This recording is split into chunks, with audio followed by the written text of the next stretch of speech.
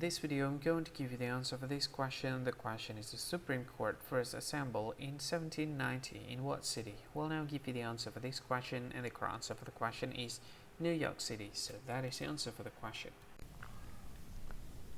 Hi, thank you so much for watching this video. If you find this video is very useful, you can help this channel to grow by subscribing this channel. Please this subscribe button and don't forget to like this video.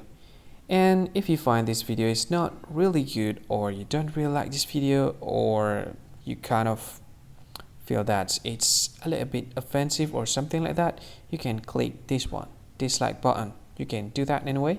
And if you want to share this video with your friend, you can share it by clicking this share button, and you can share it to any social media that you wish that is currently available at this time, like Facebook, Twitter, LinkedIn, and many others.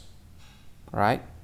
And if you want to add this video to your playlist, you can click this one. You can watch this video later, and you can find more options by clicking these three dots. And yeah, don't forget to subscribe. I think that's all of it. Thank you so much for watching this video, and see you again in another video. Bye bye. See you again.